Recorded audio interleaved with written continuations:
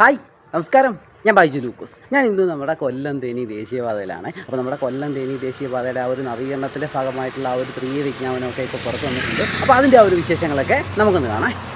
അപ്പം നമ്മുടെ കൊല്ലം തേനി ദേശീയപാത 4 വരിയായി വികസിപ്പിക്കുന്നതിനുള്ള ആ ഒരു സ്ഥലം ഏറ്റെടുക്കലിൻ്റെ ആ ഒരു വിജ്ഞാപനമൊക്കെയാണ് ഇപ്പം പുറത്ത് വന്നേക്കുന്നത്.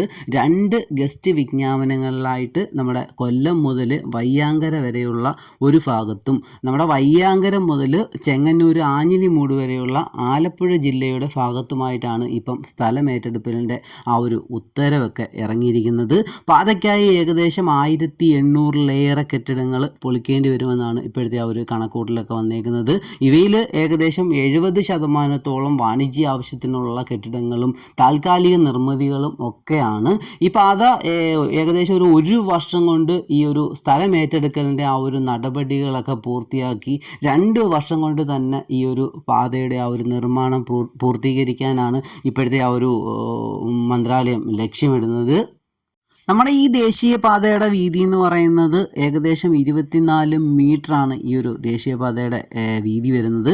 ഈ ഒരു 24 മീറ്ററിൽ 9 മീറ്റർ വീതം 2 സൈഡിലും ടാർ റോഡും 1 മീറ്റർ നടുവിലെ റോഡിൻ്റെ നടുവിലൂടെയുള്ള ഒരു മീഡിയേഷനും 1.5 മീറ്റർ പാർക്കിംഗ് ഷെൽട്ടറും 1 മീറ്റർ വീതിയിലെ യൂട്ടിലിറ്റി ഡക്റ്റും ആ യൂട്ടിലിറ്റി ഡക്റ്റിന് മുകളിലായിട്ട് കൈവരിയുള്ള നടപ്പാതയൊക്കെ നിർമ്മിക്കുമെന്നാണ് പറയപ്പെടുന്നത്. ചില സ്ഥലങ്ങളിലൊക്കെ കൂടുതൽ സ്ഥലം ഏറ്റെടുക്കേണ്ടി വരും. നമ്മുടെ പ്രധാനപ്പെട്ട ജംഗ്ഷനുകളിലൊക്കെ ബസ് വേ പോലുള്ള സൗകര്യങ്ങളുമൊക്കെ ഉണ്ടാകുമെന്നാണ് പറയപ്പെടുന്നത്.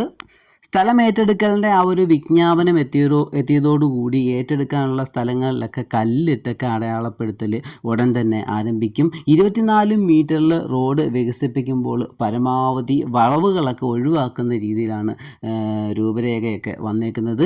ചിറ്റുമല്ല ജംഗ്ഷൻ, ഭരണിക്കാവ് ജംഗ്ഷൻ, താമരക്കുളം, ഗുരുനാഥൻ കുളങ്ങര, ചുനക്കര, തെരുവിൽമുക്ക്, ആല എന്നീ സ്ഥലങ്ങളിലൊക്കെ വളവുകളൊക്കെ നിവർത്തി റോഡ് നേരെ ആക്കുമെന്നാണ് അതിൻ്റെ ആ ഒരു വിജ്ഞാപനത്തിൽ പറയുന്നത്.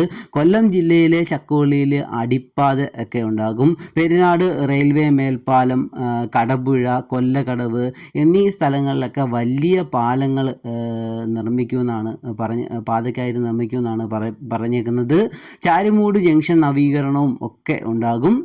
വളവുകളൊക്കെ നിവർത്തി ഈ ഒരു പാത പുനർനിർമ്മിക്കുന്നതോടുകൂടി ഇതിൻ്റെ ഈ പാതയുടെ നീളം ഏകദേശം 3 കിലോമീറ്ററോളം കുറയുമെന്നാണ് പറയപ്പെടുന്നത്.